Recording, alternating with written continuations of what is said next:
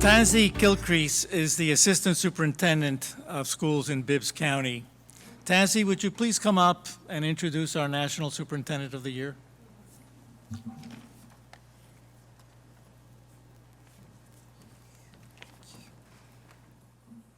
Good evening.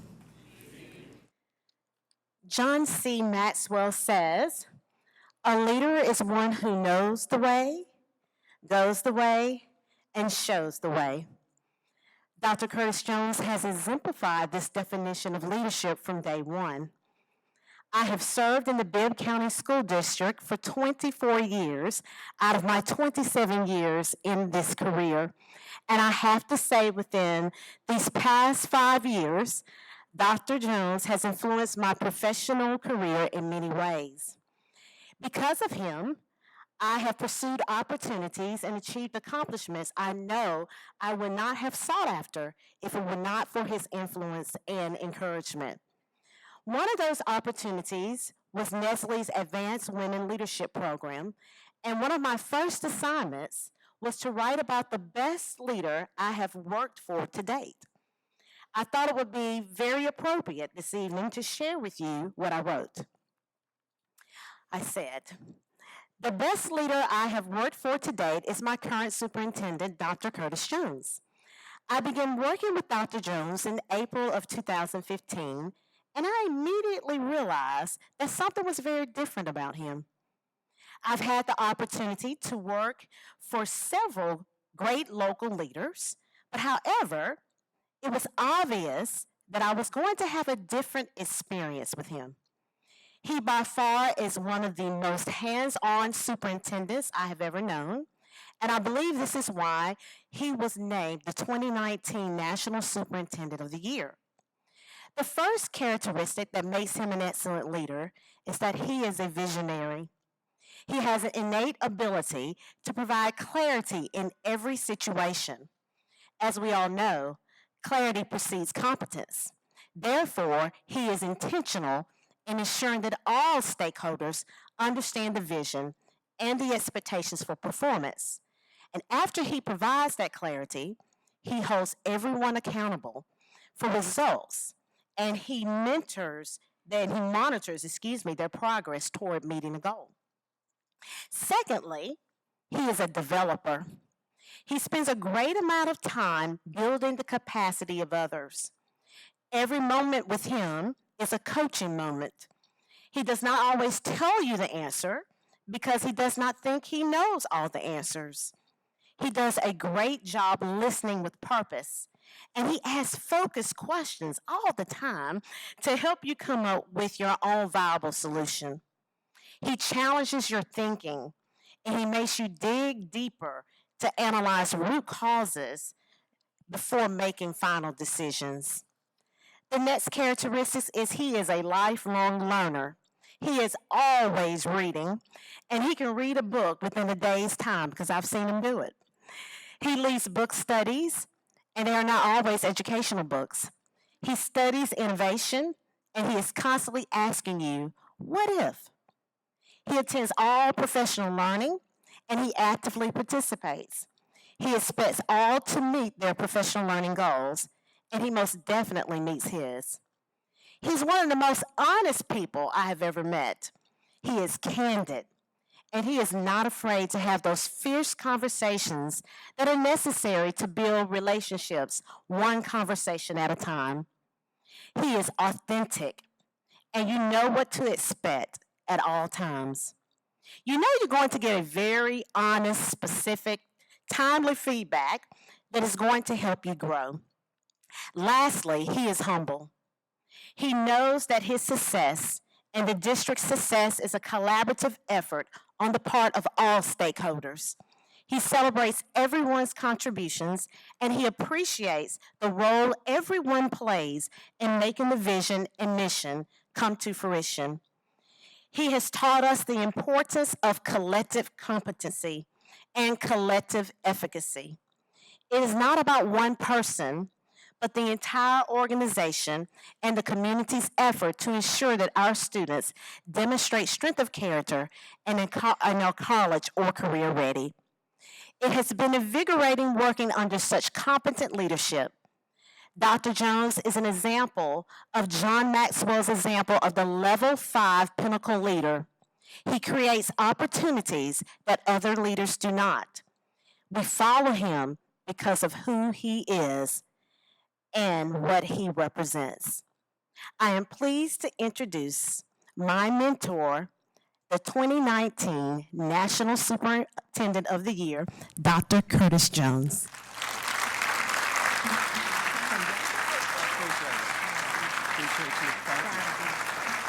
Thanks, everybody. Thanks, everybody. Okay, sit down. Sit down. Let's see.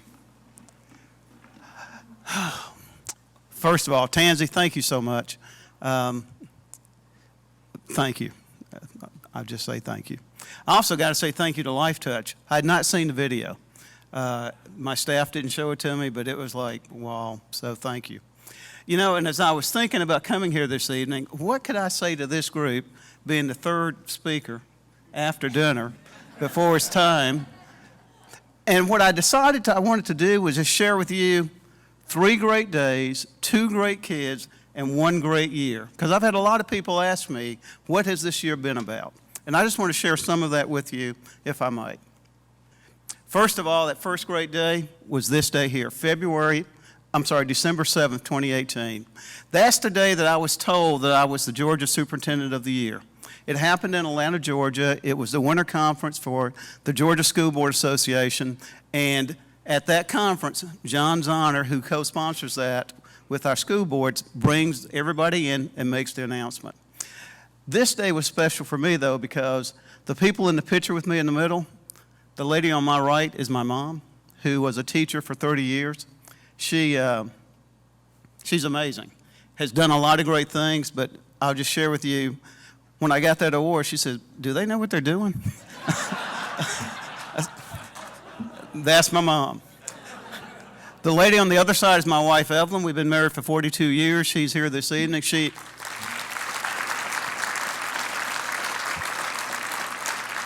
In her own right, is an outstanding educator, and I'll be quite honest, I usually go home and ask her about reading and writing and all those things elementary kids need to know. The person to my wife's left is our middle child, Jamin, who's also an educator, high school social studies teacher, got his PhD in gifted education. The lady to his left is my niece, Keela Jones, who is also an educator now at elementary school. And the guy on the other side is her fiance. All educators. And there's nothing better than having a great moment like that than with family and loved ones. But when you look at the top right picture, as you're looking at the left, that's also my school work family, my executive assistant and our board clerk. And they were there because they said, this is not about you. This is about what we've been helping you do. And then the picture right below that is at the School Board Association, where Valerie Wilson is the executive director, and I knew her before she got the position. It also has a picture of our school superintendent's president, who was a friend. It was amazing to have friends and colleagues who were there. And then because of that, on the right, we have our governor and our state school superintendent who recognized me and Evelyn in the Capitol. So that was a great day. And I'll be quite honest, I didn't think it could get any better than that until Valentine's Day.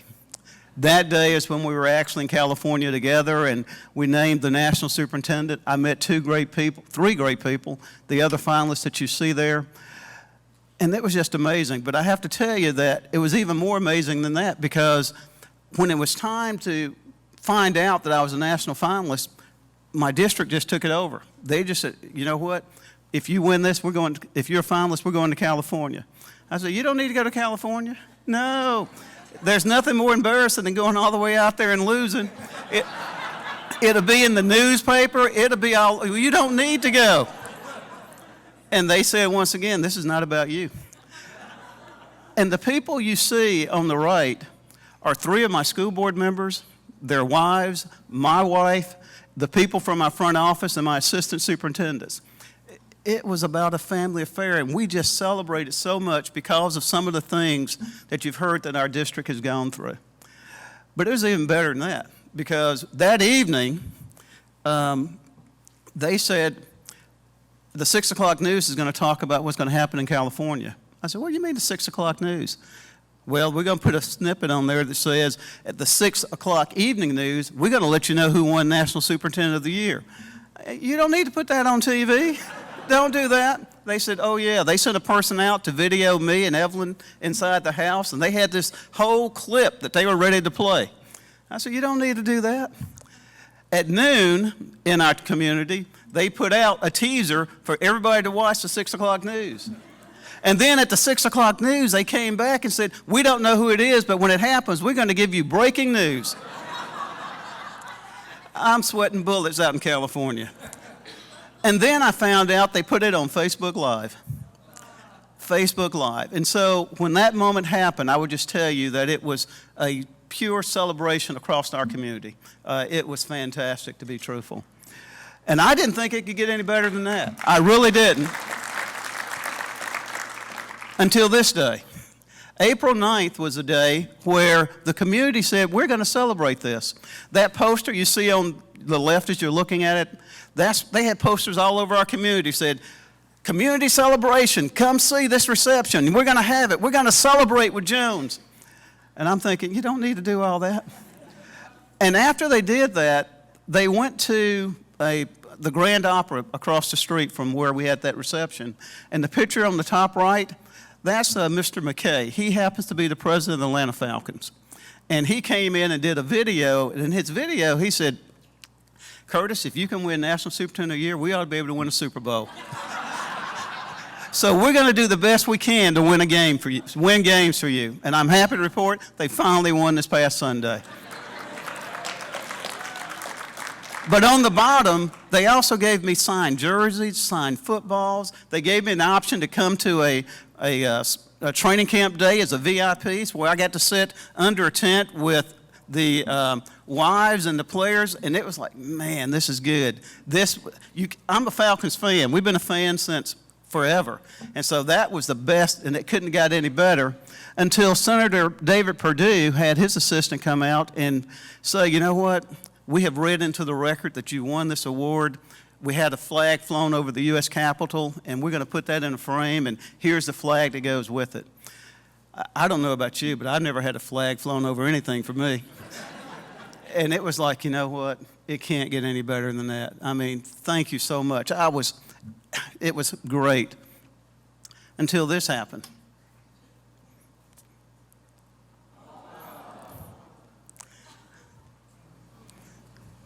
As soon as he got it, I knew about it, and I was ready to try it back.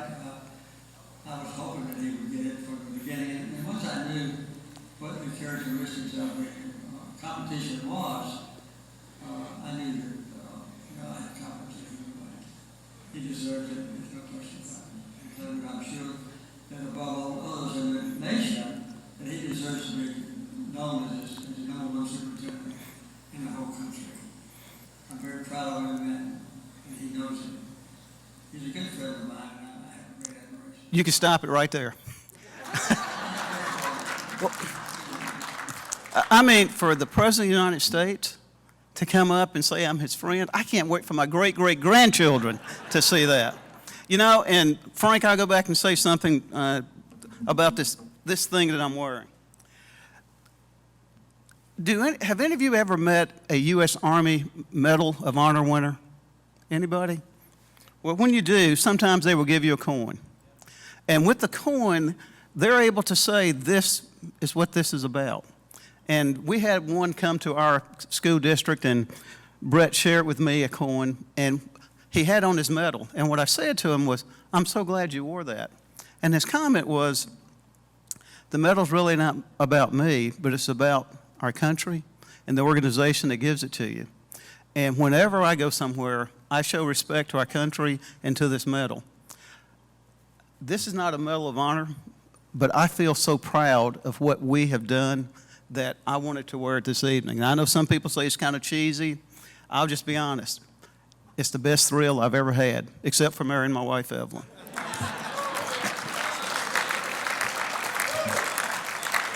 I was born at night, but it wasn't last night. And then I got this letter from Jimmy Carter after I won the award where, I mean, it's like, man, this is fantastic. I mean, a letter from a president and do you notice he's wearing his VIP pin? I mean, that is how we have actually recognized our district, and so that was just amazing for us. I didn't think it'd get any better than that until these two ladies came on stage and said, you know what, we just want to recognize this year after year after year. And we know that AASA is giving out a scholarship, and we want to do something similar. So over the last 2 weeks, we have raised $175,000 in your name so we can give a scholarship of $7,000 every year from now through eternity. Whoa. I looked at Evelyn and I said, like, man, it can't get any better than that. And it didn't, but that blew me away. It blew me away when they were able to do that. But they recognized the idea that AASA was giving out a scholarship. And so it continued because with the AASA scholarship, the one that you see on the right was a student who we gave a $7,000 scholarship to a school that was in our district. We have 6 high schools. I had all 6 principals come in. I said, AASA is given a scholarship. We have 6 envelopes. 5 of them say, I'm sorry. 1 of them says, congratulations. Hey, student's going to get a scholarship. And they went through their gymnastics and figured out who it was going to be. And Garrett Patterson was the one who won that scholarship. But AASA also says you can give a scholarship to the high school you graduated from. And for me, that was Griffin, Georgia. And the one on the right is where that young lady met with my wife, and she received a $3,000 scholarship. And so that's how we used the $10,000 scholarship we received. And it was just another amazing way of recognizing outstanding students. One's going to West Georgia, the other one's going to University of Georgia. But 2 great kids that have done fantastic work. And then when I talk about the great year, I would be quite honest. You know, Dan told me when I got the recognition, a lot of people are going to ask you to do a lot of things. Don't do everything. I don't follow instructions well. And so if you look here, you will see that our community recognized us with the recognition. Both towns, one where I live and one where I work, had days that were dedicated to us.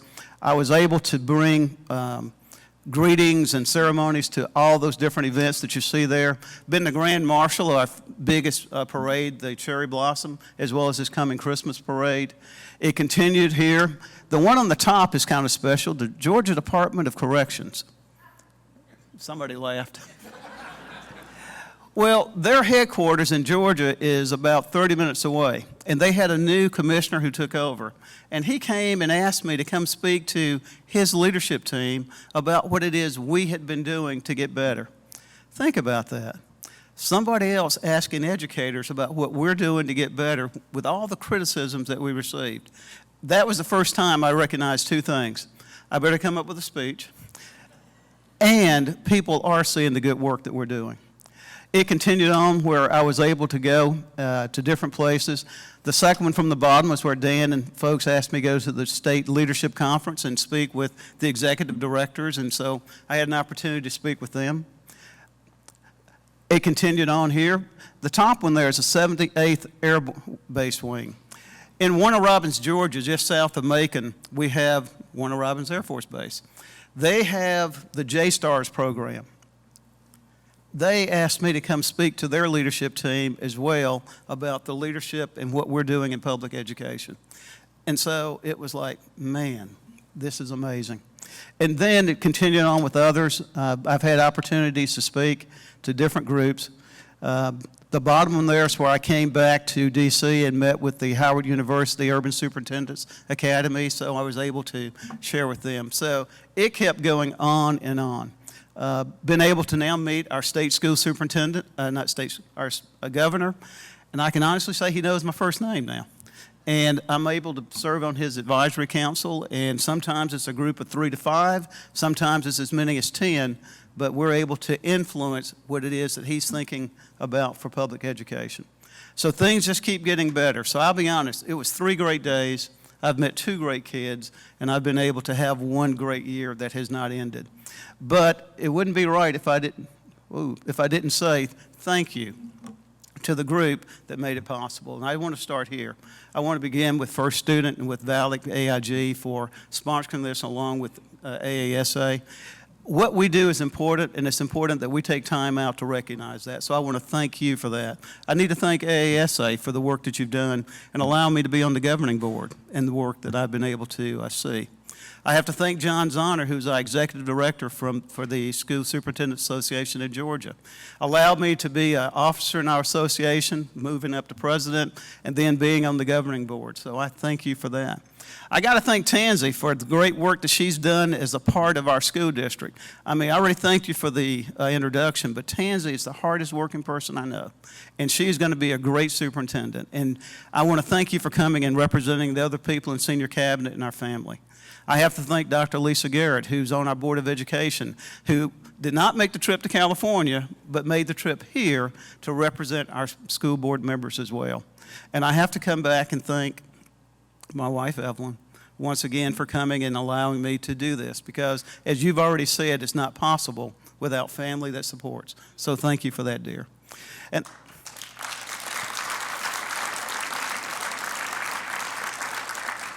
And lastly, I want to thank you. I want to thank you for doing the work that you do. I want to thank you for the great leadership that you provide.